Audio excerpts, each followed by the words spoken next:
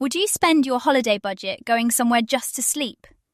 With burnout and sleepless nights increasingly common, sleep tourism is booming as hotels and wellness retreats turn rest into big business. Daniel, you stayed at a luxury sleep hotel in London, while Rachel went to a remote countryside retreat.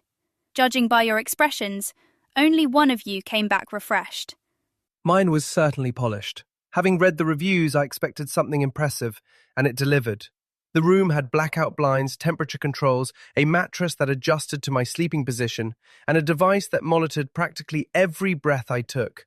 That sounds less like a vacation and more like being admitted for observation. I know how it sounds, but the technology was remarkably unobtrusive.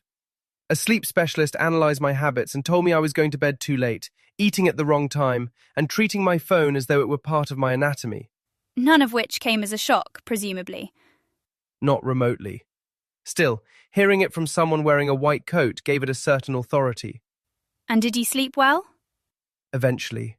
The trouble was that I became so determined to sleep perfectly that I couldn't switch off. I kept wondering whether the mattress had detected me turning over, and whether my breathing was sufficiently relaxed. It was absurd. By the second night, though, the novelty had worn off, and I slept for nearly 9 hours. Rachel, your retreat was rather less sophisticated. That's putting it mildly. It was in the middle of nowhere, which was supposedly part of its charm. Judging by the photos, I imagined a rustic but elegant farmhouse.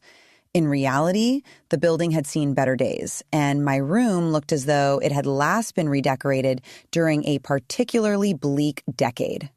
But rustic is fashionable. So is indoor heating. Mine stopped working on the first night, leaving everyone freezing. The manager was nowhere to be found, and the only staff member on duty was a teenager who kept saying, "It should come back on soon," with absolutely no evidence to support that claim. Did you consider leaving? Immediately. Unfortunately, there was no cell service, the last bus had gone, and the retreat's driver had taken the evening off.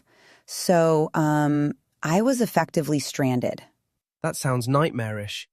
It was, at first. Then something odd happened. With no phone, no laptop, and no realistic escape plan, I stopped trying to control the experience.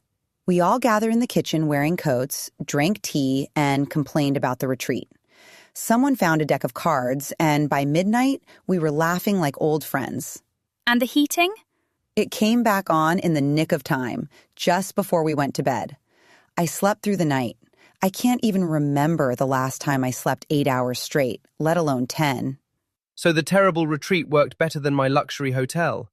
Mine removed every distraction, largely because nothing worked and nobody knew what to do. Perhaps that's the irony of sleep tourism.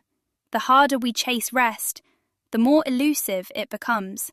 I wouldn't dismiss the technology.